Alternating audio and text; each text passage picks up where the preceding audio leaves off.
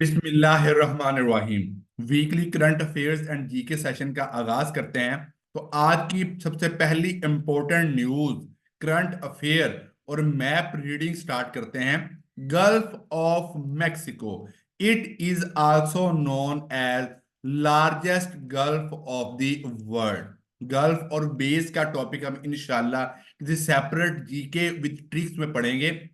But आप इतना याद रखें, Gulf of Mexico is the largest gulf of the world. और ट्रंप ने यह कहा है कि Gulf of the Mexico will be rename to Gulf of the America. तो ये मैप का, जीके का, करंट अफेयर का बहुत इंपॉर्टेंट क्वेश्चन है। सबसे पहले हमें यह पता हो, गल्फ ऑफ मैक्सिको किन तीन कंट्रीज के पास लोकेटेड है? USA, Cuba and Mexico. It is the USA, Mexico and Cuba. तो गल्फ ऑफ द मैक्सिको, जो ये मैं रेड लाइन ड्रा कर रहा हूं, ये क्या चीज है? Gulf of the Mexico. और ये यूएसए, मैक्सिको और क्यूबा के पास लोकेटेड है। अब तक हम तीन चीजें कर चुके हैं। ट्रंप ने क्या कहा? गल्फ ऑफ मैक्सिको को गल्फ ऑफ अमेरिका का रीनेम दिया जाएगा। Gulf of Mexico largest gulf of the world है। गल्फ ऑफ मैक्सिको किन तीन कंट्रीज के पास लोकेटेड है? यूएसए, क्यूबा और मैक्सिको। अब आते हैं न्यू इंपॉर्टेंट इंफॉर्मेशन की तरफ। गल्फ ऑफ मैक्सिको को मेडिटेरेनियन ऑफ अमेरिकाज भी कहा जाता है। किस चीज को मेडिटेरेनियन ऑफ अमेरिकाज कहा जाता है? गल्फ ऑफ मैक्सिको को। अब दो चीजें हम मैप के साथ पढ़ेंगे। जो रास्ता गल्फ ऑफ मैक्सिको को अटलांटिक ओशियन के साथ मिलाता है, जो रास्ता गल्फ ऑफ मैक्सिको को अटलांटिक ओशियन के साथ मिलाता है, इसे कहते हैं स्ट्रेट ऑफ फ्लोरिडा। और ये किसके दरमियान है? क्यूबा और यूएसए के दरमियान में। So we can say that Strait of Florida is located between Cuba and US and connects Gulf of Mexico and Atlantic Ocean. अब आते हैं दूसरे रास्ते पे। गल्फ ऑफ मैक्सिको और कैरिबियन सी को मिलाने वाला रास्ता युकाटन चैनल कहलाता है। और ये किन के दरमियान में है? क्यूबा और मैक्सिको के दरमियान में है। तो मैं उम्मीद करता हूं कि आज के करंट अफेयर और मैप रीडिंग ने आपके लिए एक नई दुनिया खोल दी कि युकाटैन चैनल, स्ट्रेट ऑफ फ्लोरिडा और गल्फ ऑफ मैक्सिको क्या क्या चीजें हैं। भाई, ट्रंप ने जिस तरह कहा कि गल्फ ऑफ मैक्सिको को जो है गल्फ ऑफ अमेरिका का नाम दिया जाएगा, तो इसने ऑथ या इनऑग्रल स्पीच किस दिन की? 20 जनवरी को। याद रखें, जब भी यूएसए में इलेक्शन होगा तो नवंबर के पहले ट्यूसडे को इलेक्शन होगा। जब भी इलेक्शन होगा, लाइक 2028 में इलेक्शन होगा तो नवंबर के फर्स्ट ट्यूसडे को इलेक्शन होगा। जब भी इनागुरल स्पीच होगी न्यू यूएसए प्रेसिडेंट की, वो 20 जनवरी होगी। ट्रंप ने क्या क्या कहा है, उसके की पॉइंट्स देखते हैं। इसने कहा है 2025 गोल्डन एज कहलाएगी, लिबरेशन डे है यूएसए का, मैं आ गया हूं। और USA flag will be on March. भाई, मार्च के ऊपर यूएसए का फ्लैग लहराया जाएगा। तो अब इस करंट अफेयर में दो बातें इंपॉर्टेंट है कि यूएसए के प्रेसिडेंट ने किस सियारे पे अपना झंडा लहराने का कहा? मार्च के ऊपर। अब हम यूएसए की बात करते हैं, same to same current affair. United Nation confirmed USA will leave World Health Organization in 2026। 2026 में यूएसए डब्ल्यूएचओ को छोड़ देगा। इसके अलावा यूएसए और किसको छोड़ रहा है? USA would withdraw from Paris Agreement for the second time. भाई, पेरिस एग्रीमेंट या पेरिस अकॉर्ड क्या चीज है? It is related to the climate. ये कब हुआ था? 2015 में। और इसका दूसरा नाम क्या है? COP 21। It is the very very important 196 ममालिक ने इसको रेटिफाइड या आप आम जुबान में कह ले मान लिया था। तो हम बात करते हैं कि यूएसए किन किन इंपॉर्टेंट ऑर्गेनाइजेशन का पार्ट नहीं है, किन किन ऑर्गेनाइजेशन का पार्ट नहीं है। यूएसए भाई आईसीसी का पार्ट नहीं है, ये आपको पता होना चाहिए। USA is not the part of ICC, international Criminal court. USA is not the part of Kyoto protocol, ये भी क्लाइमेट के मतलब है, इसका पार्ट भी यूएसए नहीं है। यूएसए डब्ल्यूएचओ को कब छोड़ जाएगा? 2026 में। यूएसए ने पेरिस एग्रीमेंट को छोड़ दिया, विदड्रा कर दिया। ऐसी बातें जी के पार्ट ऑफ व्यू से बहुत इंपॉर्टेंट हैं। यूएन रवा, United Nation Relief and Work Agency for फलस्तीन, very important current affair, must end operation in फलस्तीन। भाई ये इसराइल की कॉन्स्पायरेसी है कि भाई यूएन रवा जो फलस्तीन के लिए काम करती है, इसका काम वो छुड़वा रहे हैं। भाई अगर कुरान पाक की नाउज बिल्ला बेहुरमती की बात हो रही हो, तो आपने दो तीन कंट्रीज लाजमन याद रखने हैं। ट्रिक्स गुरु आपको ट्रिक्स के साथ पढ़ना सिखाएंगे। एक स्वीडन और एक डेनमार्क, ये नॉर्दर्न यूरोप वाली साइड पे आते हैं और इन्हें नॉर्डियक कंट्रीज भी कहा जाता है। बहुत मजे की ट्रिक, नॉर्थ और नॉर्थ से Nordic countries, Denmark, Sweden, Finland वगैरह। तो भाई Denmark file first Quran desecration ban case, मतलब ने डेनमार्क ने अच्छा काम किया है कि इसके खिलाफ जो है बेरुमती के खिलाफ काम करना शुरू कर दिया है।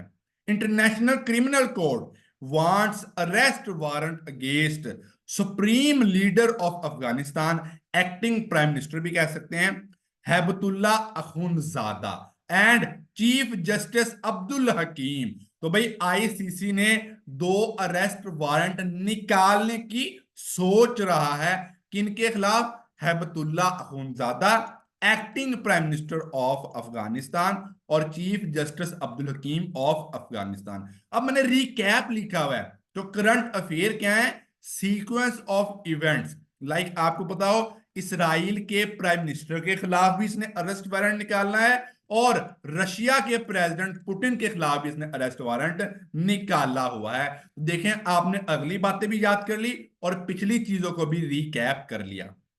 Albania located in south eastern side of Europe. तो एक बात कर ली, अल्बानिया कहां पे लोकेटेड है? South eastern side of Europe. Capital क्या है? तिराना। भाई बानी के लिए हम तिराना पढ़ते हैं, कौमी तिराना बानी के लिए पढ़ते हैं। तो बानी टू अल्बानिया और तिराना टू दी कैपिटल की ट्रिक। तो Albania country to create Vatican style Sufi state. भाई जिस तरह वेटिकन सिटी इटली में लोकेटेड है और क्रिश्चियंस के साथ मंसूब है, तो ऐसे ही अल्बानिया एक मुस्लिम छोटा सा कंट्री बनाना चाह रहा है अपने कंट्री के अंदर।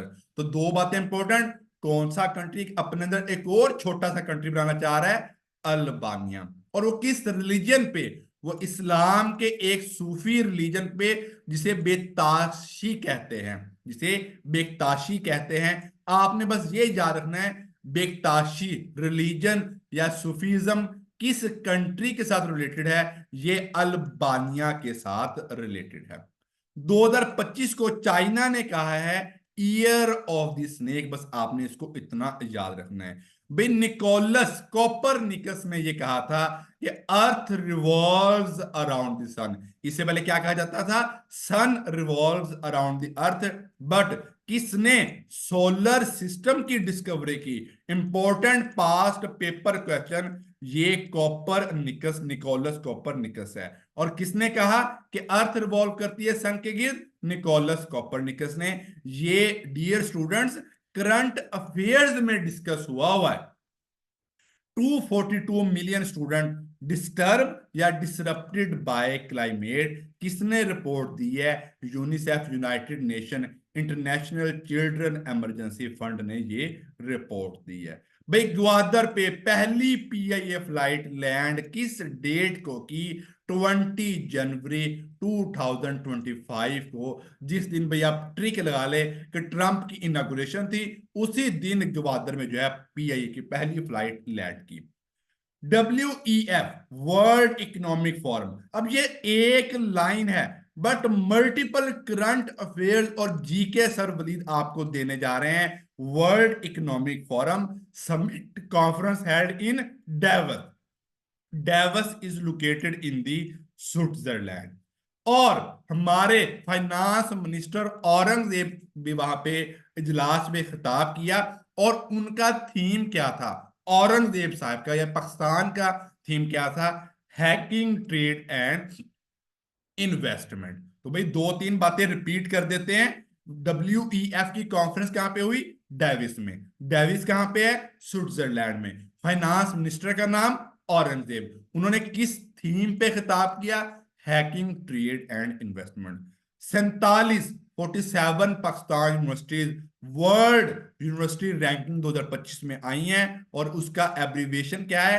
टाइम हायर एजुकेशन दी, इसका जो है एब्रीविएशन है। बस आपने याद रखना है कि 47 पाकिस्तानी यूनिवर्सिटियां जो हैं वर्ल्ड रैंकिंग में आई हैं। पर्सनैलिटीज ऑफ वीक, बहुत बहुत इंपॉर्टेंट। ये जीके करंट अफेयर्स अब तक क्वेश्चन पूछता है, इवन इंटरव्यूज में भी आते हैं। यूएस डिफेंस सेक्रेटरी कौन है? पीटे हेक्सेल।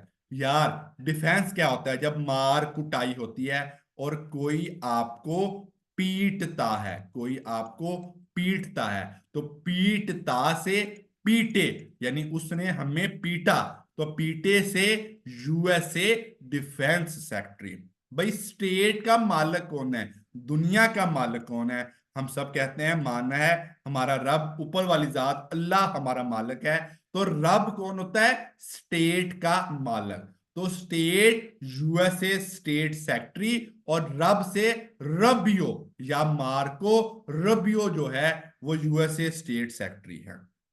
पास्ट पेपर्स के क्वेश्चंस को डिस्कस करते हैं जो रिलेटेड है। यूनिसेफ हो गया, UNDP United Nation Development Program हो गया, यूएनओ यूनाइटेड नेशन ऑर्गेनाइजेशन होगी। इन तमाम का हेडक्वार्टर कहां पे है? न्यूयॉर्क में। भाई हम याद तो करते हैं, जैसे COP 21 कहां पे हुई थी? पेरिस में। लेटेस्ट 2024 वाली COP 29 कहां पे हुई? आजरबाईजान में। तो उसने 2024 में COP 27 का भी पूछा हुआ था, यानी 2 साल पीछे जाके। तो COP 28 2023 में हुई यूएई में, COP 27 2022 में हुई और इजिप्ट में हुई। तो मैं उम्मीद करता हूं ट्रिक्स के साथ आपको ये तमाम news, GK, current affairs, personalities और पास पेपर क्वेश्चन पसंद आए होंगे। तो इन्हें प्लीज शेयर किया करें ताकि हर बंदा इस चीज से फायदा उठा सके। अस्सलाम वालेकुम।